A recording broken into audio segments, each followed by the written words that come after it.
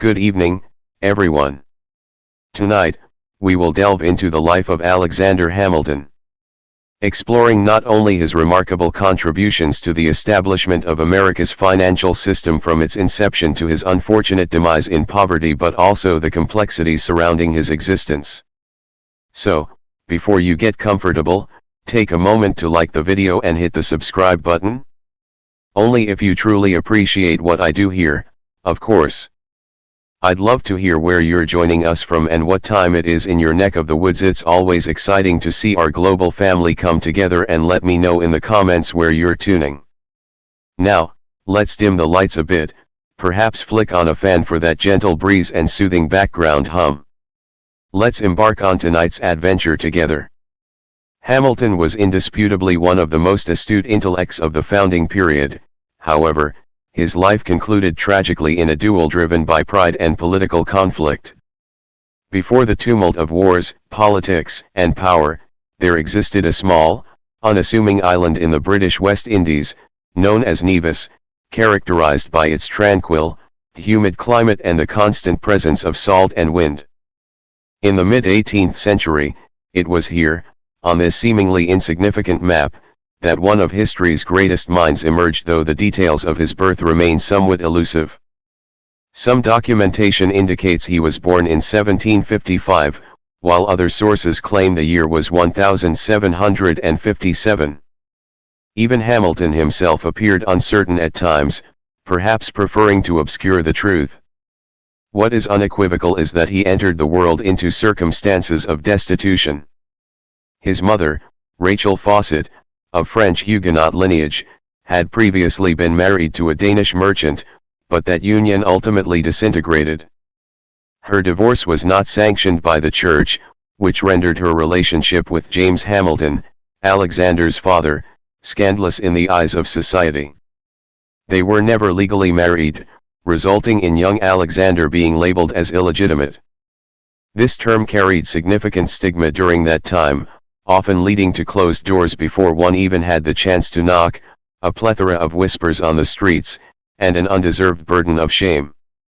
Alexander was raised in an environment marked by economic hardship. His father struggled to secure stable employment, while his mother, despite being resourceful and determined, was unable to shield him from the grip of poverty. The family relocated from Nevis to St. Croix in an effort to create a better life. However, misfortune seemed to pursue them relentlessly. When Alexander was approximately 11 years old, James Hamilton abandoned the family, likely out of shame and an inability to provide for them. The loss of Peter Linton left Alexander and his brother in an even more precarious situation. With no guardians and dwindling resources, young Hamilton was forced to navigate the harsh realities of his world alone. It was a tough upbringing in the Caribbean, where the shadows of poverty and neglect loomed large. Yet, Alexander's spirit wasn't easily broken. With a fierce intellect and relentless determination, he found solace in books and writing. He immersed himself in literature and history, honing his skills as a writer and thinker. Each word he penned was infused with his hopes and aspirations, a beacon guiding him through the darkness of his circumstances. As Alexander grew older, his remarkable talent caught the attention of the local merchants, who recognized the potential in this orphaned boy. They helped him secure a scholarship to attend a prestigious school in New Jersey, where his gift for language and leadership began to flourish. Despite the challenges he faced, Alexander remained undeterred, channeling his experiences into his ambition. He understood that knowledge was his greatest weapon in the fight against his circumstances. He studied tirelessly, forging a path that would eventually lead him to the forefront of the American Revolution. Hamilton's journey was one of resilience, proving that a name or lineage wasn't necessary for greatness. With each setback, he transformed his hardships into motivation. He would not only rise from his humble beginnings but would also leave an indelible mark on history, influencing the very foundations of the nation he helped to shape. His story is a testament to the power of perseverance and the idea that sometimes, those who have the least can inspire the most profound change. Alexander found himself homeless once more. At just under 14 years of age, he lacked stable housing, familial support, and education beyond the fundamental lessons his mother had provided. He secured a position as a clerk at an import-export firm operated by merchants Beekman and Kruger on St. Ca Island. Although this role was not glamorous, it involved managing invoices, tracking cargo, calculating currency exchanges, and maintaining ledgers. For a young man eager to learn, this experience proved to be an invaluable education. Daily, Alexander absorbed the intricacies of commerce, gaining insights into the practical workings of the world through the lens of ships, sugar, and financial obligations, rather than through traditional textbooks. His reliability, efficiency, and acumen earned him the trust of his employers, and by the age of 15, he was entrusted with overseeing the entire operation in the owner's absence. This achievement is noteworthy, particularly considering that many teenagers struggle to handle even basic tasks. Meanwhile, the environment in Seir was not abundant with opportunities. The environment was permeated with the realities of slavery, economic hardship, and colonial hierarchy. Alexander experienced these circumstances firsthand, and he felt a profound discontent. He began to write, producing letters that were not merely the musings of a typical teenager, but rather thoughtful and observant reflections imbued with structure and vision. His descriptions of hurricanes captured a sense of divine fury, and he engaged with topics such as politics, faith, and morality. Then, in 1772, a devastating hurricane struck Sqa, wreaking havoc on buildings, sinking ships, and leaving the island in distress. In the wake of this calamity, Hamilton penned a comprehensive account of the disaster for the local newspaper. This was more than a straightforward report, it was a work of art. A 15-year-old boy articulated the elements of wind and water with the elegance of a novelist and the depth of a philosopher. Local leaders were taken aback upon reading his piece, questioning the identity of this young writer and how he exhibited such extraordinary talent. His essay circulated among them, gathering admiration.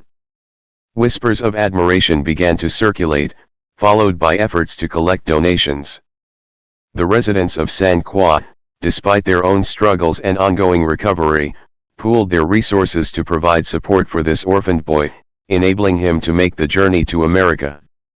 Even amidst adversity, brilliance shines through. In the fall of 1772, Alexander Hamilton departed from the Caribbean, boarding a ship destined for the American colonies. He carried with him not only the hopes of those who believed in him but also the weight of the responsibility to prove himself significant. Although he was just a teenager, barely 16 and possibly younger, he embodied a maturity that belied his age as he raced against time. Upon arriving in Boston and later traveling to New York, he was struck by the stark differences in his surroundings.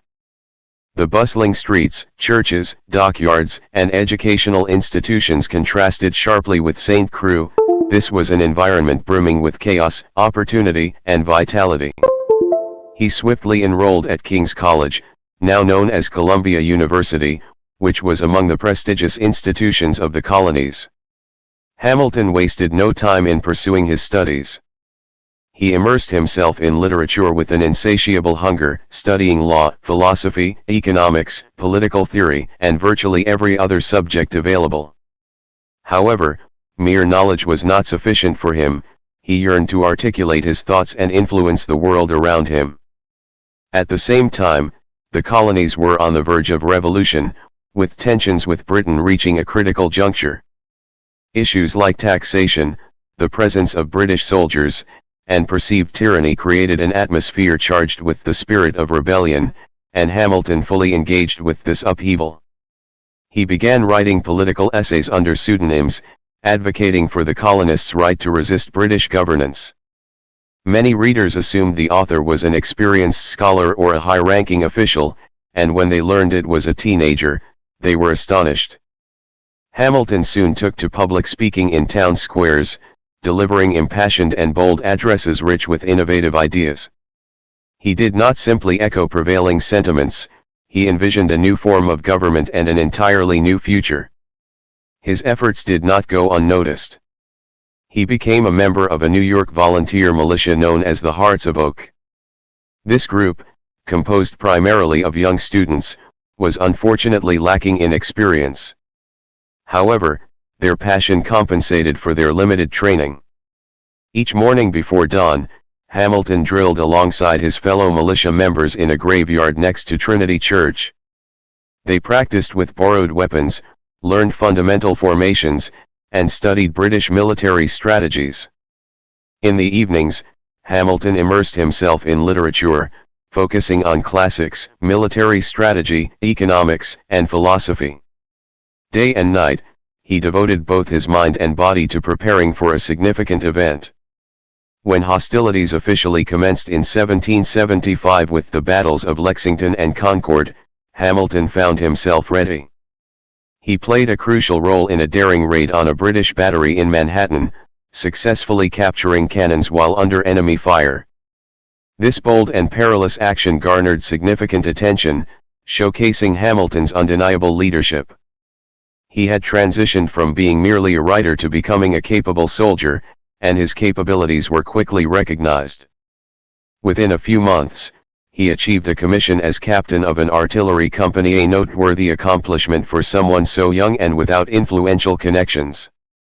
However, Hamilton had demonstrated his worth through both his words and his deeds. His company participated in several pivotal battles, including the Battle of Princeton, where Hamilton's artillery contributed significantly to a crucial victory for the Continental Army. His talents did not go unnoticed. Commanders praised his discipline and organizational skills, while his troops held him in high regard. Word began to circulate about the brilliant young artillery captain, distinguished by his eloquence and unyielding resolve. Yet, someone else had also taken notice, an individual who would profoundly alter Hamilton's future. General George Washington, the commander of the Continental Army, was continually seeking individuals capable of critical thinking, leadership, and decisiveness in high-pressure situations. In Alexander Hamilton, he discovered all three qualities. Unbeknownst to Hamilton, however, his time as a frontline officer was coming to an end. He was about to be summoned to a role even more influential than that of a battlefield commander. In 1777, an unexpected opportunity arose. Despite being in his early 20s and leading an artillery unit that was earning him considerable respect, Hamilton received an invitation from General Washington. The general sought him not as a field commander, but as a member of his inner military staff. At first, this may have appeared to be a step backward for Hamilton, who had a deep passion for the excitement of the battlefield. Hamilton thrived on action, movement, and strategic planning amidst conflict, but this opportunity was distinct. It was an invitation from Washington, and it represented not a demotion, but a unique access point to the very core of the revolution. Recognizing the importance of this chance, Hamilton accepted. Washington appointed him as an aide-de-camp, a role akin to that of a chief of staff. However, Hamilton's contributions extended far beyond the duties of a mere secretary. He became Washington's most trusted advisor, tasked with drafting letters, orders, and diplomatic communications, often articulated in Washington's own voice. Hamilton's pen was perpetually in motion, producing words infused with authority, clarity, and intent. He corresponded with generals, governors, and members of Congress. When orders needed to be executed, Hamilton's letters ensured compliance. His writing reflected the sharpness of his intellect, and he devoted himself tirelessly to his work, often laboring by candlelight, surrounded by stacks of parchment and ink-stained hands. Washington depended on Hamilton for more than administrative tasks. Hamilton emerged as a trusted advisor, strategist, and confidant. Despite their significant differences in age and status, a foundation of mutual respect developed between them. Washington recognized in Hamilton an exceptional intellect and remarkable talent. Conversely, Hamilton, despite his unwavering loyalty, sought more than just recognition as a writer. He longed for the opportunity to lead troops in battle and attain personal glory on the front lines rather than from behind a desk. He approached Washington multiple times for a combat command, but Washington consistently declined, not as a form of punishment, but because he could not afford to lose such a valuable asset. This created a subtle tension in their relationship. Washington regarded Hamilton as a son, yet Hamilton occasionally resisted the constraints imposed upon him. Nevertheless, their interdependence was undeniable. During this period, Hamilton cultivated relationships with influential allies such as Lafayette, John Lawrence, and other revolutionary thinkers. His vision was expanding.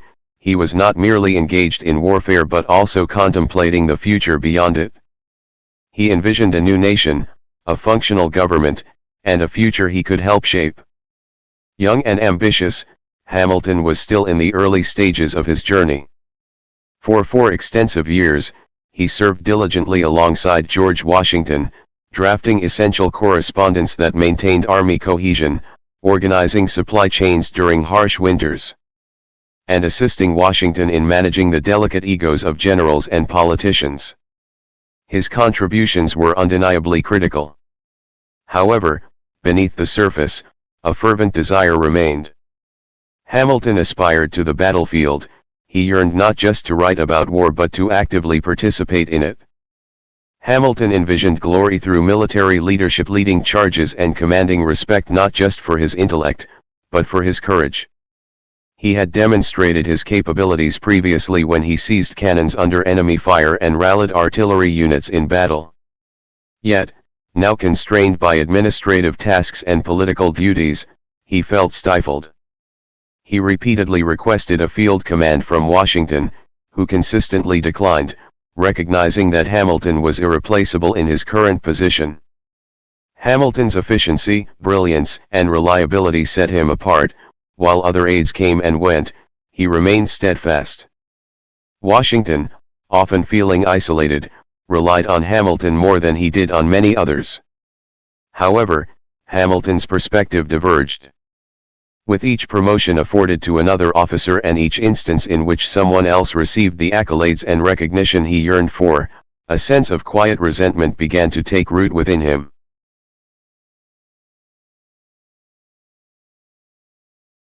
Hamilton's ambition extended beyond a mere desire for action. He was hungry for a lasting legacy. He did not want to be remembered as a figure operating from the shadows. He aspired to create his own legend. The tension between him and Washington escalated to a breaking point in early 1781. Following a minor misunderstanding, Hamilton inadvertently kept Washington waiting outside a room for just a few minutes, prompting Washington to respond sharply. Already filled with frustration, Hamilton chose to resign from his staff position shortly thereafter. While some might view this as bold or even reckless, for Hamilton it represented a necessary risk. He had demonstrated loyalty and earned Washington's trust, and now he intended to take control of his own destiny. Even after his resignation, he remained committed to the cause, maintaining connections with the army, continuing his writing, and persistently advocating for command. Ultimately, his persistence paid off later that year, when Washington offered him his long-desired opportunity to lead his own battalion. The war was far from over, and Alexander Hamilton's ascent toward greatness was just beginning. While the pen had served him well, the time had come to lead with the sword. After years of waiting, writing, and demonstrating his abilities from behind the scenes, Hamilton finally obtained what he had long pursued: command of his own battalion. It was the spring of 1781, a pivotal moment as the American Revolution approached its decisive phases, with all indications pointing toward Yorktown, Virginia. There, British General Cornwallis had entrenched his forces, awaiting reinforcements from the sea. Unbeknownst to him, the Franco-American alliance was preparing to launch a powerful offensive. Washington and French General Rochambeau planned to advance their armies south for a final decisive strike. With his newly acquired command, Hamilton would march alongside them. As the siege of Yorktown commenced in September, Hamilton's long-awaited opportunity crystallized before him. The scheme was dangerous. an attack at night against British Redoubt No. 10, one of the two main defences safeguarding Cornwallis's position. The siege would turn in America's favor if they could seize it. Hamilton was trusted by Washington to take the lead. October 14, 1781. The atmosphere was tense and the sky was moonless. Hamilton's soldiers approached the redoubt with bayonets set and rifles unloaded. Silence was paramount. Steel and rage, but no gunfire. And then they hit. Hamilton was in front of the assault. With his sword in hand, he led his troops forward, scaling the enemy defenses in the midst of a volley of musket fire. The redoubt was theirs in 10 violent, breathless minutes. The British lines were broken by the combination of the win at Redoubt 10 and the concurrent French victory at Redoubt 9. In a matter of days, Cornwallis gave up. For all intents and purposes, the war was over. That evening, for Hamilton, was much more than just a battle. It was proof of innocence. He had demonstrated that he was much more than just a writer or a political thinker. He commanded and won troops in the face of enemy fire. He was still in his early 20s, but he had already influenced the conflict from the front lines as well as from behind the scenes. This time, Washington had once again won his respect not merely as an assistant, but as a soldier. However, the conflict just started there. The issue now was, what should be done next, given that independence was almost achieved? What kind of nation would emerge from the ruins of war? The solution was evident to Hamilton. Someone had to construct America if it was going to endure, and he was willing to begin laying the groundwork. The United States of America was officially liberated when the guns went silent, and the Treaty of Paris was ratified in 1783. However, as Hamilton soon discovered, freedom was merely the first step. Although the nation was independent, it lacked stability. The first attempt at a national government, the Articles of Confederation, was weak, toothless, and dangerously ineffective. The states behaved more like rival nations than a cohesive country. They argued incessantly about taxes, trade, and borders, as well as created their own laws and printed their own currency.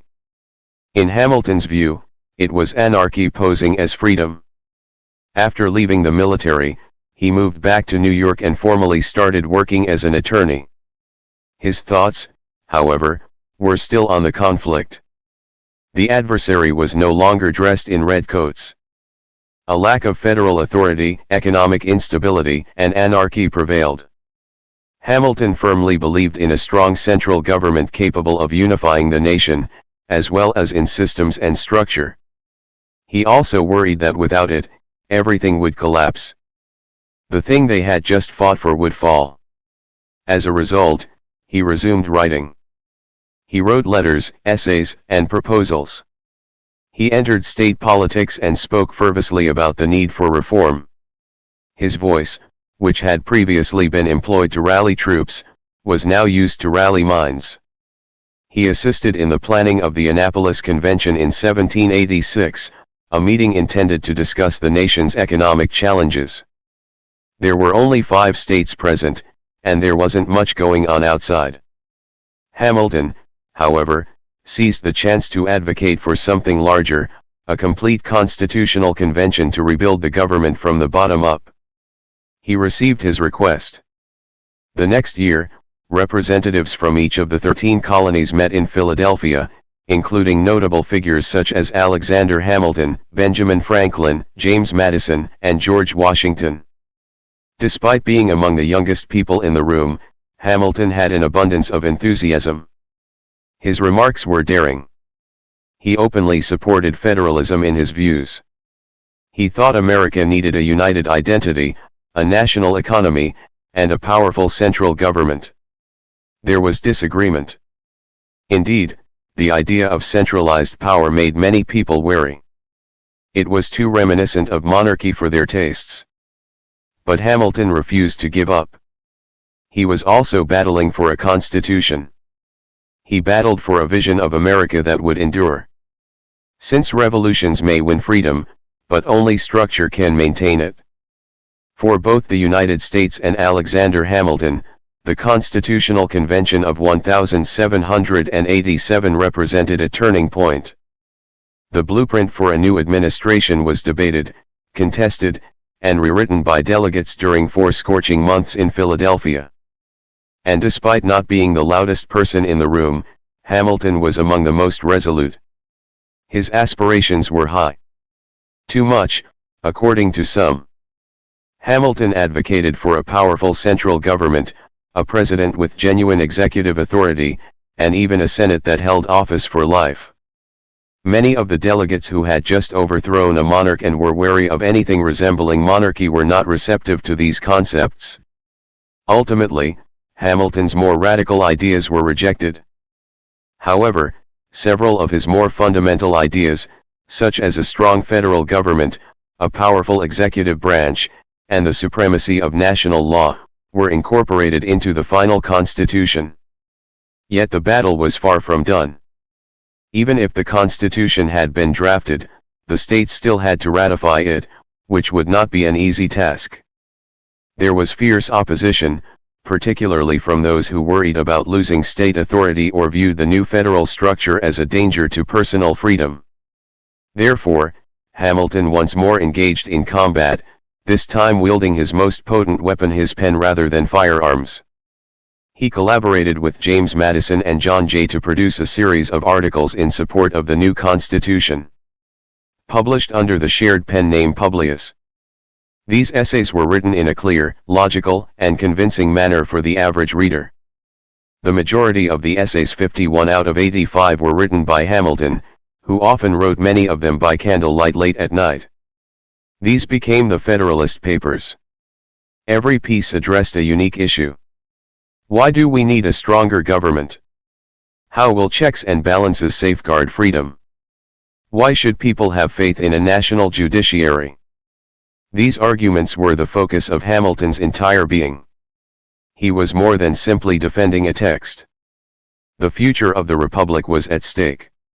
And it was successful. The Constitution was gradually ratified, state by state. It was formally established as the highest law of the nation in 1789. The United States now had a government. Furthermore, Alexander Hamilton was one of its designers. He was on the verge of being its head engineer. With its first breath in 1789, the new American government was born. The United States' first president was chosen by unanimous vote to be George Washington. And he knew exactly who he wanted to be in charge of running when it came time to populate his cabinet with the best brains in the nation. Alexander Hamilton, the first Secretary of the Treasury, was sworn into office. A title that may have seemed bureaucratic, but in fact had an enormous task attached to it. The United States was bankrupt. The nation lacked a national currency, a central bank, and public credit. Millions of dollars in war debts were owed by the government to foreign allies, private citizens, and even its own troops. The economy was broken, unstable, and on the verge of collapsing. The majority of people thought it was a tragedy. It was a chance for Hamilton. He started right away by creating reports, analyzing statistics, and developing a completely new financial system. His objective was to establish the groundwork for a robust modern economy, not simply to address the current issue. His initial step was daring. All state debts from the Revolutionary War would be taken over by the national government. This implied that the national government was now in debt, as opposed to the individual states. Several people thought this was risky. Hamilton thought it was fantastic. For what reason? Because if the federal government owed money, lenders, particularly the wealthy elite, would have a vested interest in its survival. In addition, he suggested the establishment of a national bank, a central organization capable of managing government finances, issuing a stable currency, and fostering economic development. He also levied taxes and levies intended to promote American manufacturing and raise income. Economics was more than simply mathematics to Hamilton. It was all about dominance. He thought that a robust economy would lead to a strong nation and that once public credit was restored, it would draw investment, generate jobs, and raise standards. The United States in the world arena. However, his viewpoint was not shared by all.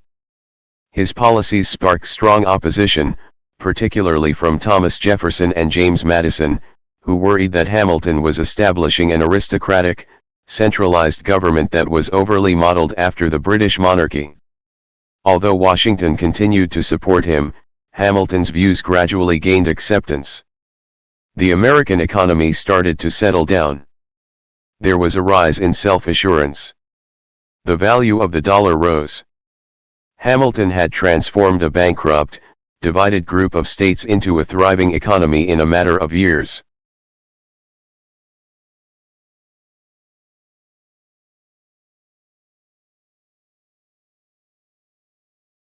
He wasn't simply handling funds. He was creating a country. Hamilton's reputation grew alongside his financial system, not just as a genius economic planner but also as a divisive figure in American politics. Hamilton was a genius in the eyes of his supporters, a man who transformed disorder into harmony and gave the fledgling country a genuine prospect.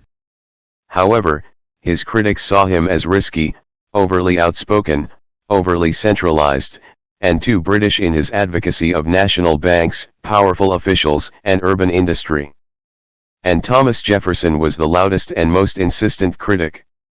In almost every aspect, Jefferson, the Secretary of State, was the antithesis of Hamilton. While Jefferson favored rural living, individual freedom, and a small government, Hamilton championed cities, trade, and a strong federal government.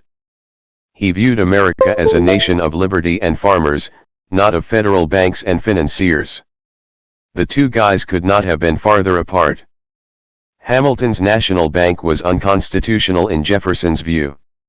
The wealthy benefited from his debt strategy. His taxes and tariffs weighed heavily on the average citizen. Hamilton, in his opinion, was driving the nation toward a hazardous aristocracy in which liberty was suppressed and elites held sway. Jefferson struck Hamilton as naive. He disregarded economic reality when he imagined an agricultural paradise. Hamilton thought the country would collapse if it lacked credit, industry, and a framework. The disagreement went beyond philosophy. It turned into a personal matter. Every guy had friends. Madison was under Jefferson's influence, while Washington listened to Hamilton. Their disagreements turned the cabinet into a battleground. Despite his respect for Jefferson, Washington frequently agreed with Hamilton. Hamilton produced results, which is what he valued. However, the conflict persisted. Jefferson's allies in the press accused Hamilton of tyranny and corruption. On the other hand, Jefferson's supporters depicted him as overly idealistic and lacking in strength. Political parties, a novel development in American history, arose from the debate's rapid transition to competition. The Jeffersons, the Democratic Republicans, and the Federalists were the names given to Hamilton's supporters. The nation was now breaking apart into factions, despite its youth and fragility. It was what the time needed, even if it wasn't what the Founding Fathers had hoped for. And Alexander Hamilton was standing squarely in the middle of it all. Indomitable, loved, praised. He had established an economy. He had unwittingly contributed to the development of the American political system.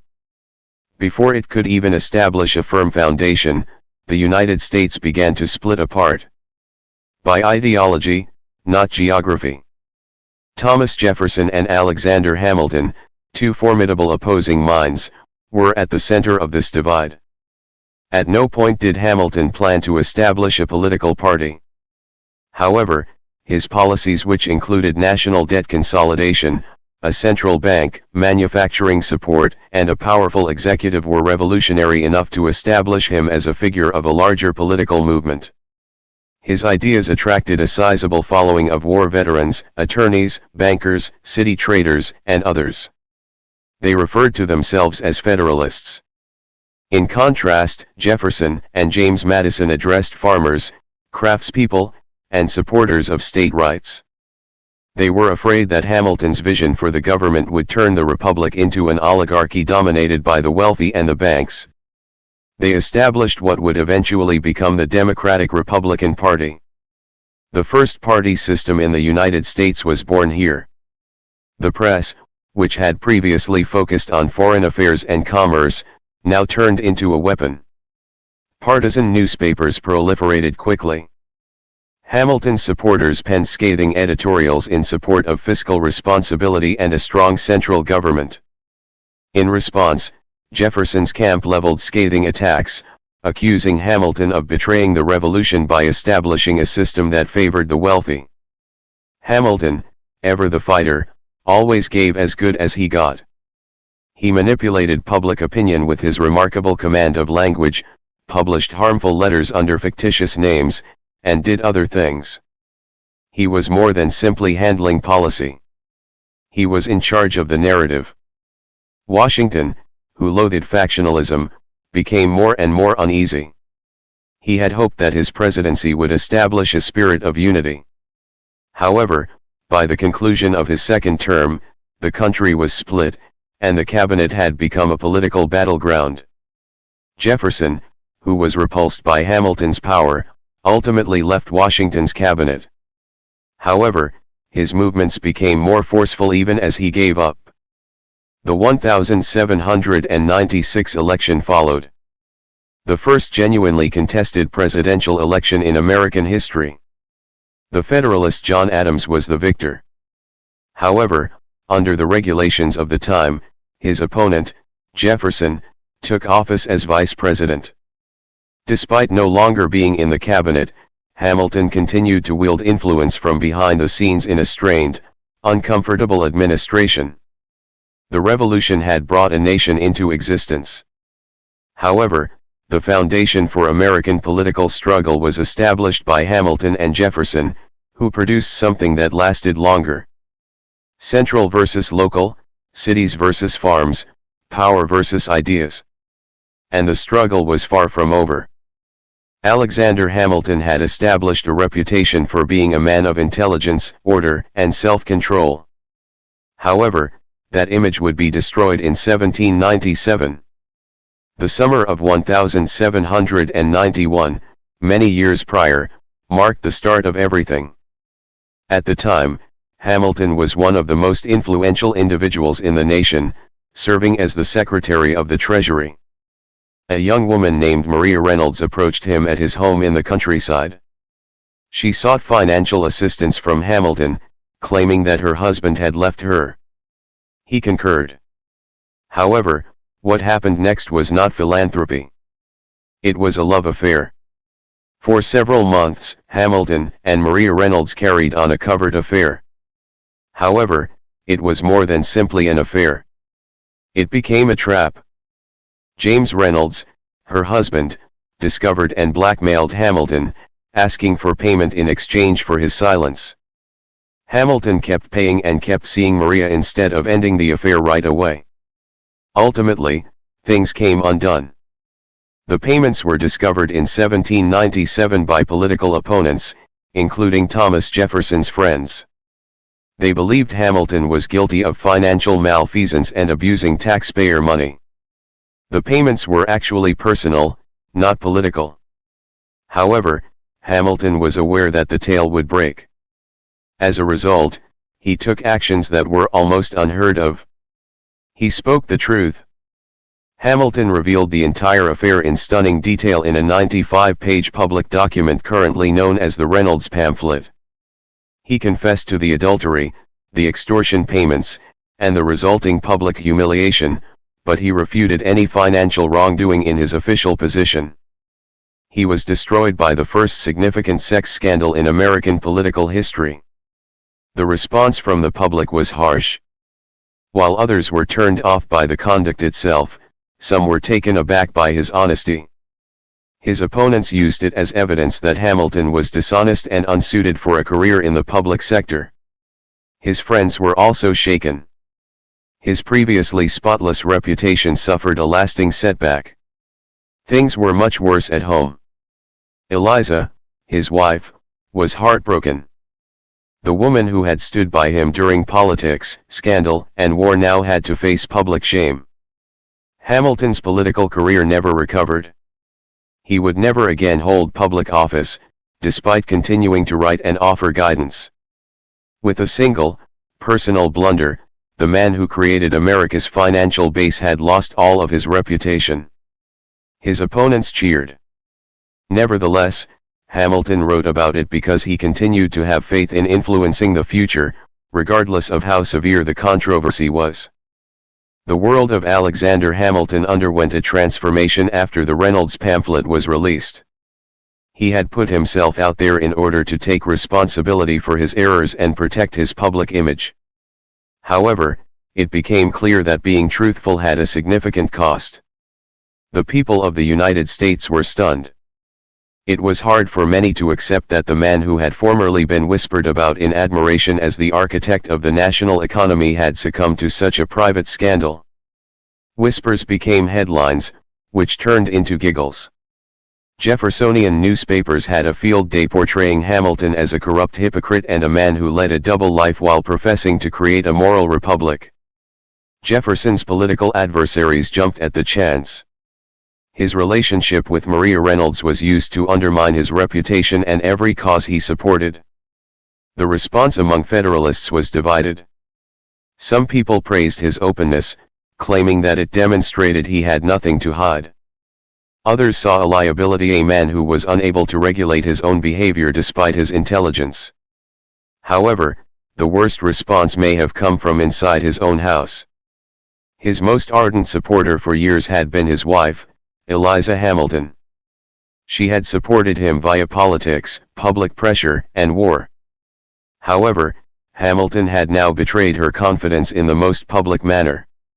Their relationship suffered greatly on a personal level. She remained with him, nevertheless. Despite being injured, Hamilton kept writing. Even if he had fallen out of favor with the public, he had not lost his sense of responsibility. He continued to be a powerful voice behind the scenes. Although he was no longer in power, Hamilton still attempted to influence the result of the divisive 1800 presidential election.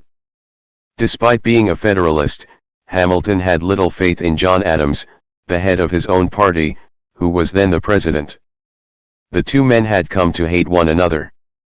As a result, Hamilton issued a scathing pamphlet in which he publicly criticized Adams, calling him erratic and unqualified to hold office, which stunned even his supporters. It was a political blunder. Thomas Jefferson was able to win the presidency as a result of the Federalist Party being broken apart by the assault. Despite his intention to influence the outcome, Hamilton ultimately ended up bringing down his own team. In the past, he had influence over the American economy. He was now an outsider in a nation that he had helped to create. But Hamilton was still unable to help himself, even when he was living in exile. He continued to write because Hamilton did so. He never stopped speaking, even when he fought and lost. Alexander Hamilton's impact had waned by the turn of the 19th century. He was no longer in public office. He was kept on the periphery of politics due to the fracture of the Federalist Party and the lingering damage to his personal reputation caused by the Reynolds affair. However, someone else was quickly taking Hamilton's place in the center of politics if he was drifting away from it. Aaron Burr. Unpredictable, driven, and intelligent. Hamilton had never trusted Burr.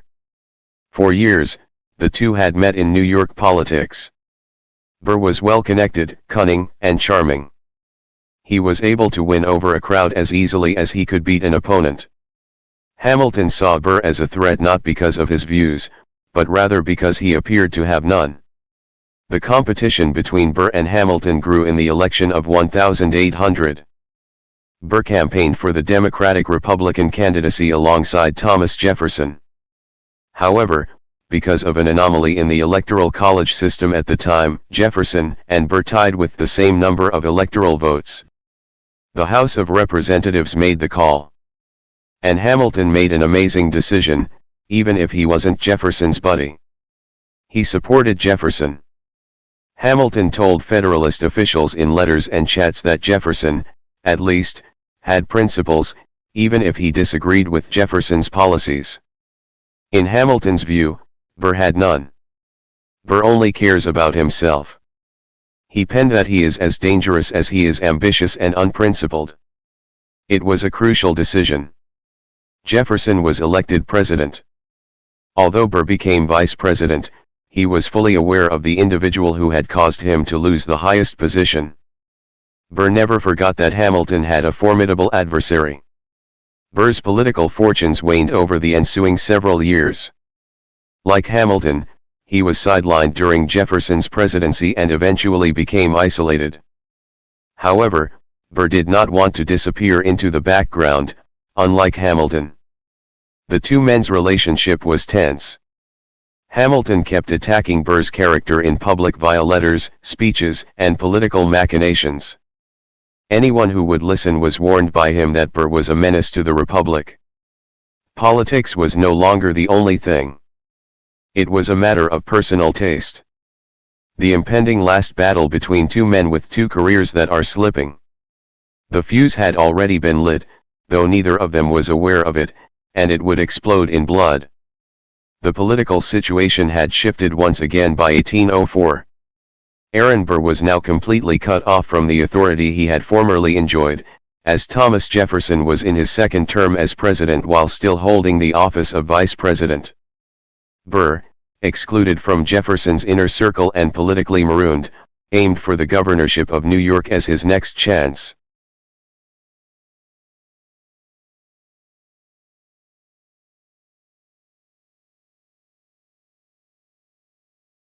It was an opportunity to re-establish relevance, to start over.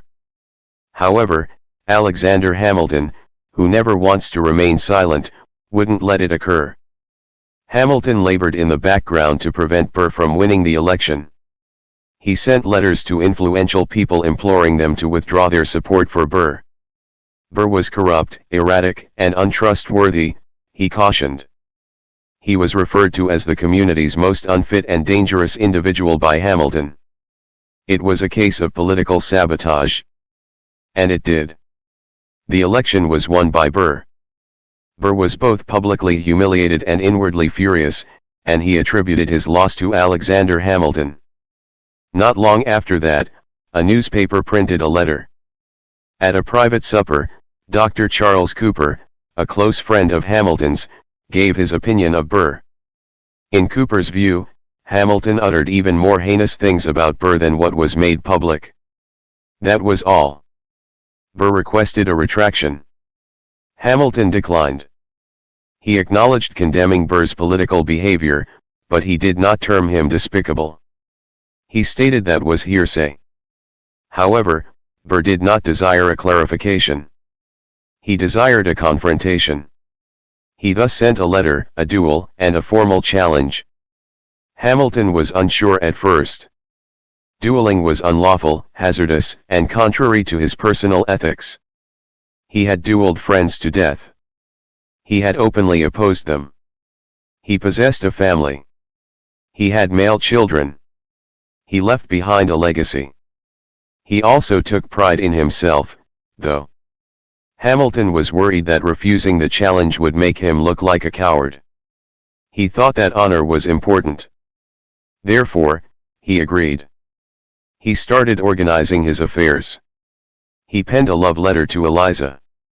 He composed a message clarifying his intention to waste his attempt at killing, but rather to uphold dignity without shedding blood. However, things didn't always go as planned with Jules. Hamilton and Burr would convene on the cliffs of Weehawken, New Jersey, on the morning of July 11, 1804. 2 guys, 2 revolvers, and a last split second that would alter American history forever. On July 11, 1804, barely after dawn, 2 boats silently made their way from Manhattan to the wooded bluffs of Weehawken, New Jersey, across the Hudson River. The air was heavy with fog, and the sky was pale. It was a site that was intentionally selected for its seclusion, historical significance, and secrecy from the authorities. Philip, Hamilton's own son, passed away in a duel here just a few years prior. Alexander Hamilton was now back to face his own demise. He brought his second, Nathaniel Pendleton, while William Vanis was Aaron Burr's second. The firearms were set up 10 steps apart. The distance was determined. Hamilton, calm and determined, either burst or tall. It's still unclear what transpired during the next several seconds. Hamilton stated in advance that his goals were to aim high, not kill, avoid bloodshed, and approach the issue with a deliberate plan to miss his shot. According to some reports, he deliberately missed by firing into the sky. Some people think he reacted instinctively or fired. But Burr's subsequent actions are not in dispute. He lifted his revolver. He pulled the trigger. Hamilton was hit by the bullet in the lower abdomen, where it broke his ribs, ripped through his liver, and lodged in his spine. He fell to the ground almost right away. Overwhelmed by the devastation, Burr moved forward before turning and leaving. Hamilton was carried back across the river in a state of unconsciousness, bleeding, and near death. He was brought to a friend's residence in Greenwich Village, where his family quickly assembled. He passed away after 31 hours. He was in and out of awareness at that time, and he received his last rites after begging his wife, Eliza, for pardon. His buddies arrived to say goodbye. His youngsters grabbed his hand. Alexander Hamilton passed away in the afternoon of July 12, 1804. He was 47.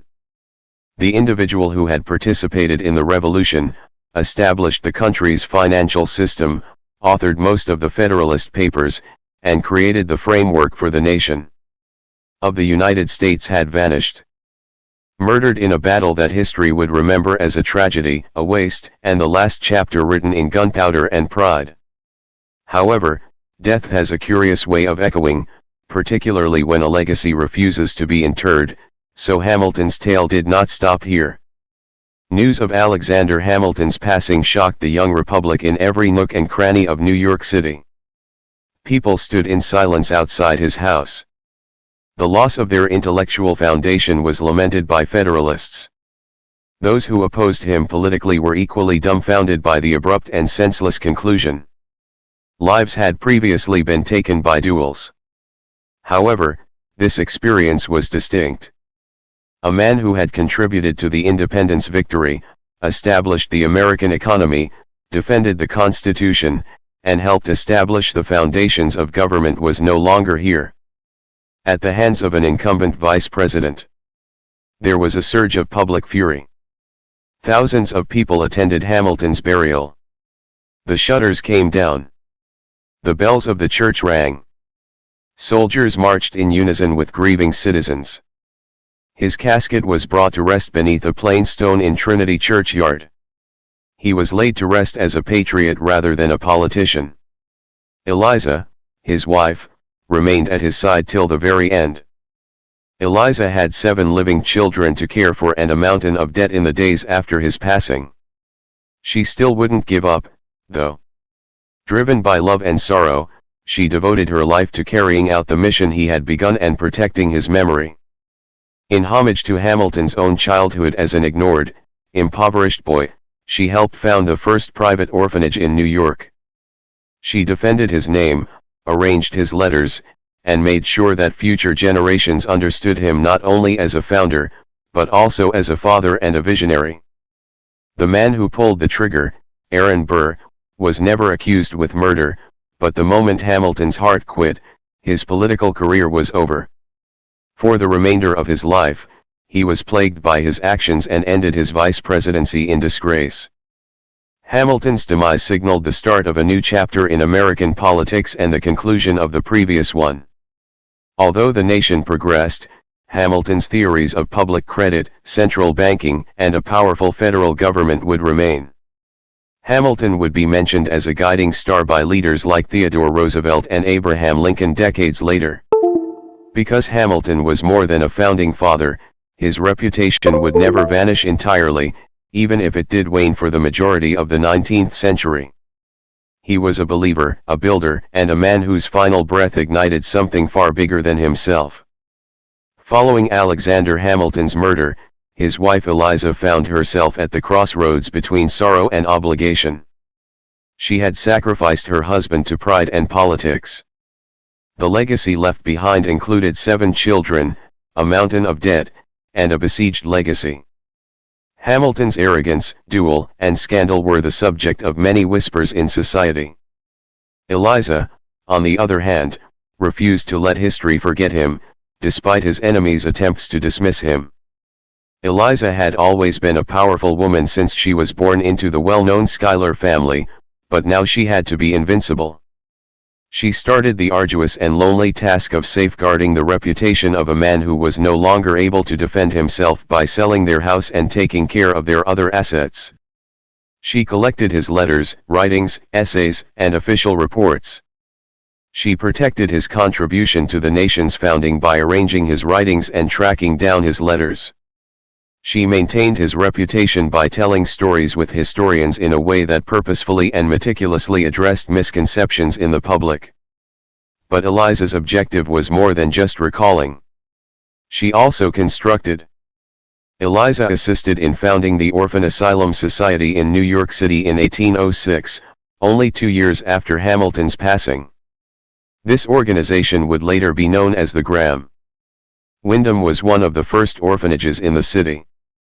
It was about more than just giving. It was a personal matter. She never lost sight of the fact that her own husband had been an orphan who had been abandoned, destitute, and ignored. She made certain via this effort that other kids would not be forgotten as he was. Eliza was a silent force in the American memory for the next 5 decades, not a reclusive one. She lived for 50 years after her husband, during which time she was able to witness the gradual acceptance of some of his ideas as brilliant. She would answer softly but strongly when asked how she overcame such a tragedy. She would say that I bore his children. His legacy belonged to me. At the age of 97, she passed away in 1854. Almost a century of life, half of it dedicated to a man who is no longer alive but whose impact persisted. Hamilton's tale was not just kept alive by Eliza, she saved it. She gave him a second existence, not in politics but in memory, even though the world had attempted to bury him in controversy and silence. Moreover, the moniker Alexander Hamilton would not have been forgotten in history if it weren't for her. Even if Alexander Hamilton passed away at a young age, his ideas were only beginning to take shape. His legacy was still a matter of debate in the years immediately following his passing. For many, he will be remembered as the genius who was unable to overcome his ego, a guy who amassed a fortune only to succumb to scandal and violence. His detractors continued to portray him as an elitist, a disguised monarchist, and someone who was overly eager to centralize authority in the hands of the government. However, as is common with history, things started to change. Slowly, as America developed, the economy grew, industry flourished, and leaders started to view Hamilton's perspective with respect rather than skepticism. His plan for a powerful central government served as a model during times of national emergency. His belief in federal credit served as the foundation of American financial dominance, and his vision of a varied industrial economy materialized in the railways, factories, and commerce routes that defined the 19th century. Abraham Lincoln was reading Hamilton's works carefully as the Civil War neared. He viewed Hamilton as a mentor who understood that maintaining the Union needed both principle and structure. Hamilton's conviction that national credit should support a unified economic system was reflected in Lincoln's financial policies during the war. Even later, Presidents such Theodore Roosevelt and Franklin D. Roosevelt would utilize Hamilton's ideas on economic planning, national infrastructure, and executive power in their speeches. Additionally, historians started to alter their tone. Looking back, the Federalist, who was formerly disregarded, was one of the most progressive of all the Founding Fathers. He had witnessed a version of America that it took over a century for it to fully materialize, and that it was still in the process of doing so in many respects. Hamilton's detractors had frequently criticized him for having unrealistic expectations, but perhaps that was the whole idea. His perspective was never intended to be limited to his own age. The plan was for it to expand into the future, outlive him, surpass him, and change along with the nation. He passed away before he could witness it. But his fingerprints were all over the place. The concept of a nation united by ideas rather than blood or geography, as well as the banks, the courts, and the Constitution. Alexander Hamilton was no longer just a man. He was a moving philosophy. Alexander Hamilton's reputation started to wane as the 19th century went on. Additional founding fathers became legendary figures, like the illustrious General George Washington, the philosophical President Thomas Jefferson, and the cherished genius Benjamin Franklin. Their tales were told in textbooks, classrooms, and statues. Hamilton, though, ended up being a footnote. One factor was politics. His Federalist Party had been taken over, absorbed, or overtaken by new political movements for some time.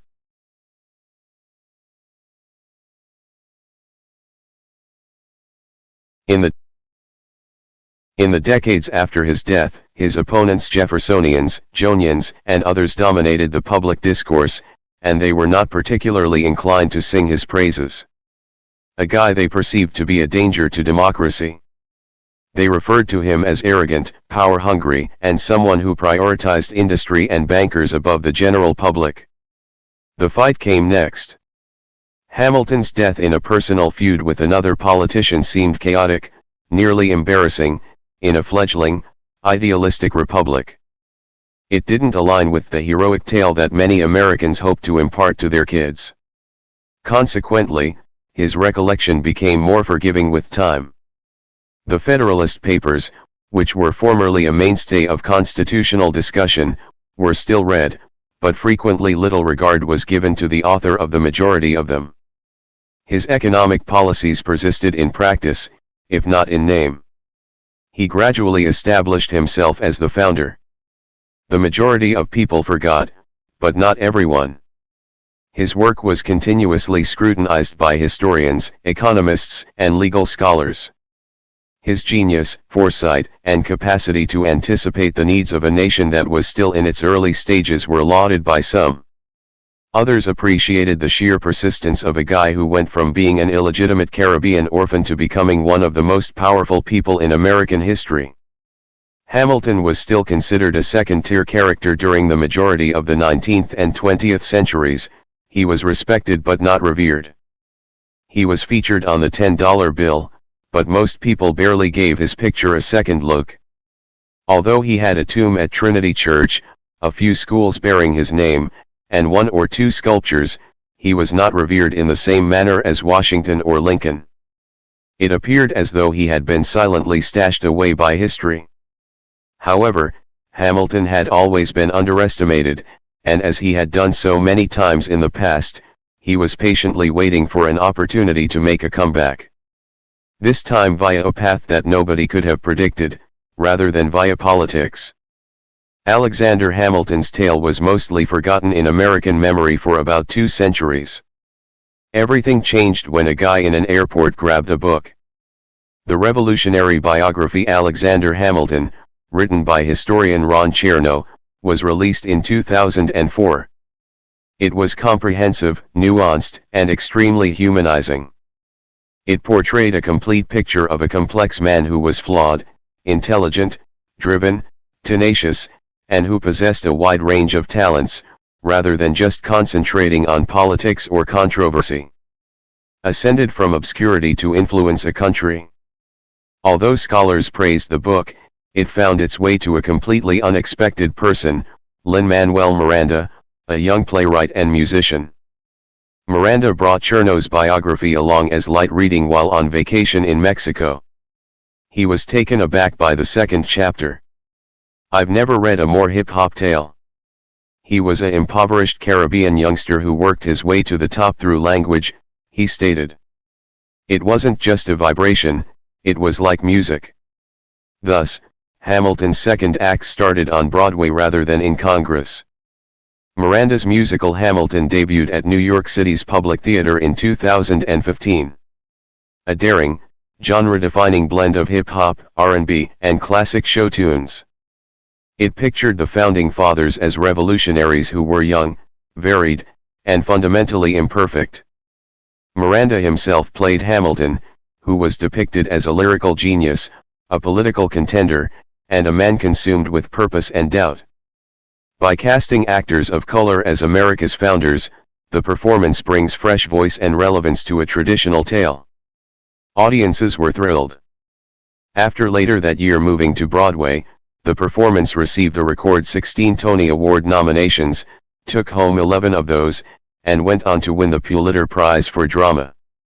Hamilton's legacy was brought out of old textbooks and into the hearts of millions by it, becoming a cultural sensation. The world was suddenly interested in learning about Alexander Hamilton. The Federalist Papers were read by the students. Trinity Church and the Hamilton Grange attracted a lot of tourists.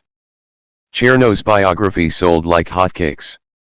Above all, people began to comprehend the cause for which Eliza Hamilton had worked so tirelessly, to ensure that her husband's legacy was not forgotten.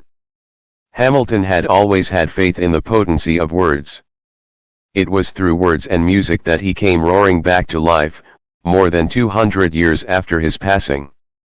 The American musical Hamilton both entertained and taught when it debuted on the stage. This was Alexander Hamilton's first in-depth introduction to a large number of people in the audience, particularly members of the younger generation. With rhythm, emotion, and contemporary urgency, the musical brought Hamilton to life rather than the Hamilton of old history books. All of a sudden, Federalist No. 10 was being recited by pupils in classes. Lesson plans were being updated by history instructors. With the inclusion of lyrics alongside original source materials, college classes started. Museum attendance increased significantly. Millions of Google searches were conducted for Alexander Hamilton. Hamilton was now popular.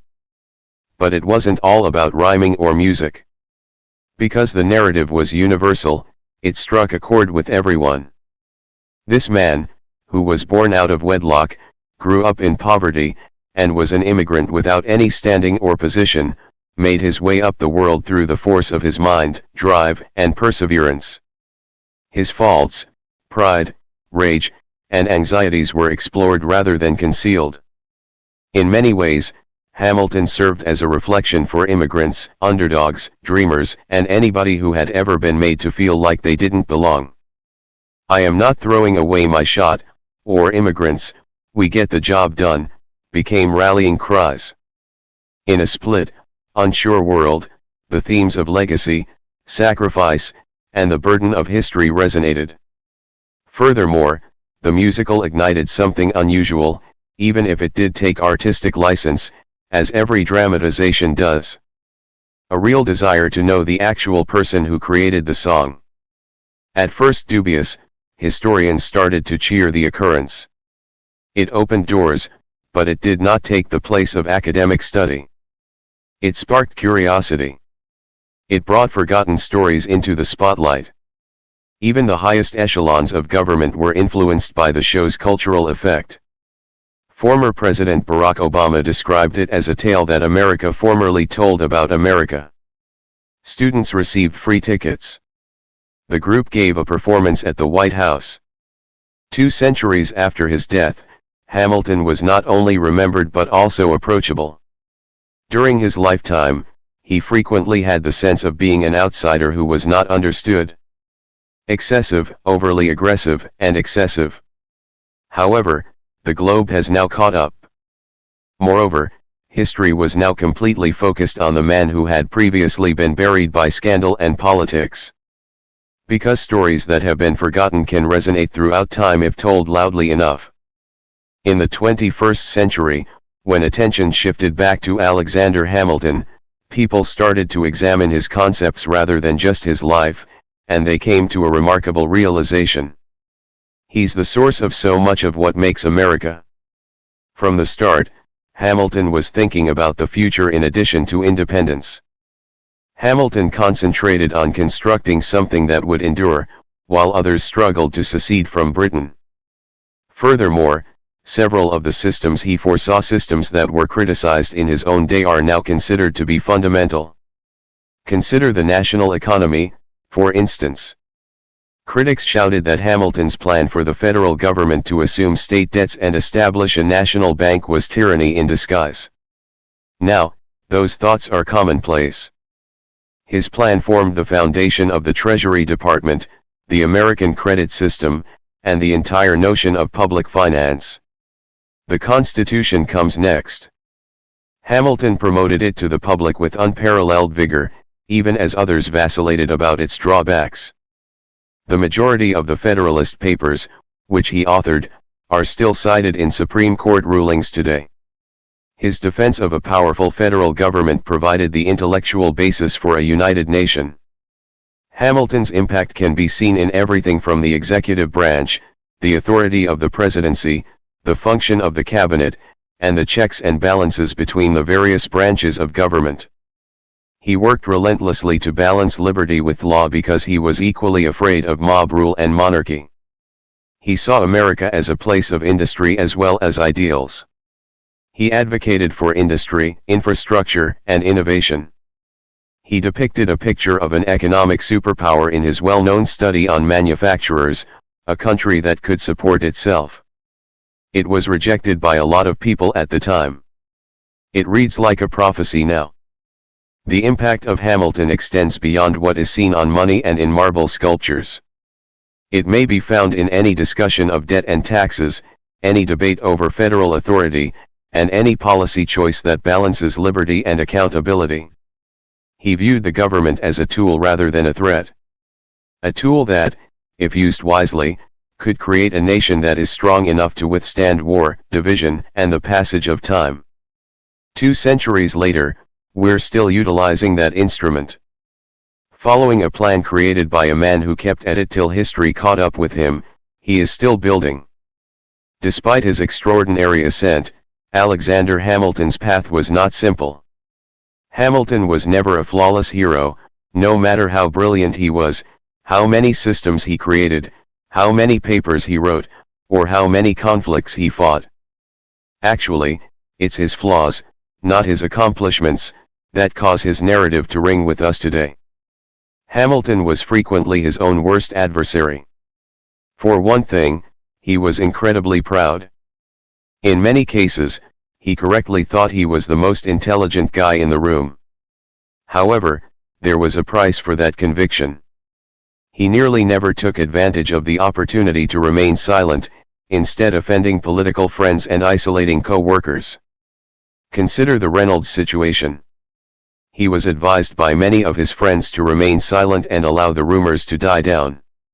He chose to make a detailed public confession, though, which was 95 pages long. In order to safeguard his public image, he burned his own. The price of his constant demand for correctness was always higher than he could pay. Additionally, he had a short fuse. When provoked, he used his words as a weapon, wielding them with surgical cruelty. His political writings were harsh, even towards his fellow Federalists. Adams was not the only one harmed by his pamphlet, tearing apart John Adams. It also helped Jefferson win the presidency. That wasn't a plan. I acted on impulse. Hamilton also had issues with inconsistencies. Although he advocated for freedom, he contributed to the establishment of systems that centralized authority. Although he didn't trust the populace, he developed strategies to safeguard their future. He frequently spoke like an aristocrat, was a proponent of merit, and was an immigrant who was afraid of democracy's volatility. Perhaps the most glaring contradiction of all, he was a man preoccupied with his legacy who passed away in a duel that nearly destroyed it. But isn't that precisely what makes him relatable? Washington wasn't as untouchable as Hamilton. Unlike Madison, he wasn't silently figuring things out. He was outspoken, passionate, driven, and very human. He slaved away because he never felt safe. He was afraid of being forgotten, so he went too far. Because he refused to play it safe, he made errors. For this reason, his narrative continues to resonate hundreds of years later. Because Hamilton was not an established legend. He was both a genius and a human being. A guy who attempted, failed, got up, fell, and never stopped. He wasn't flawless. He was genuine. The nature of legacies is a bit odd. Some are huge, evident, and straightforward, carved out of stone. Others are more silent, hidden for a while, and waiting for someone to clean the dust off them and see them clearly. The legacy of Alexander Hamilton lay somewhere in between. He battled for influence throughout his life. He faded into the background after his demise. However, he is now ubiquitous in classrooms, theaters, political discussions, and social movements, over 200 years later. His legacy is potent today not just because of his actions, but also because of what he stands for. He is the immigrant who established a country's economy. The orphan who stood next to a general, the outsider who entered the center of power and was unapologetic for his audacity. Hamilton's story is the best illustration of the fact that you don't have to be born into greatness to attain it in a nation founded on opportunity. However, Hamilton's legacy was never about statues or songs. It was all about the effect. At one point, he posed a chilling query. What constitutes a legacy? The garden in which you plant seeds is never seen by you. He passed away before his financial system had a chance to thrive. He wasn't able to predict that his constitution would last for hundreds of years. He didn't live to see a Broadway show about his life or his wife outlive him by 50 years.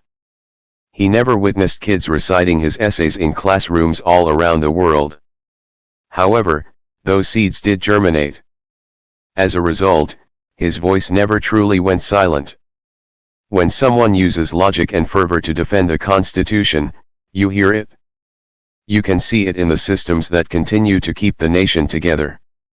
You may get the same sense from tales of individuals who, like him, rose through the ranks.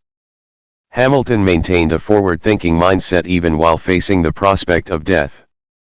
His fight was more than simply a personal tragedy. The man understood the price of legacy, thus this was his last action. He made arrangements for his family, paid off his debts, wrote letters, and requested that his tale not be forgotten. Even when his time was running out, he was still contemplating the future. And the garden he created is still flourishing centuries later. Because he didn't want to be forgotten, not because he was flawless. Only 47 years passed during Alexander Hamilton's lifetime. However, he had a fuller life than most people during those times. With only his intellect and tenacity, he climbed out of poverty, made a name for himself in history, and left behind a legacy that contributed to the development of an entire country. He never served as president. He never headed a state.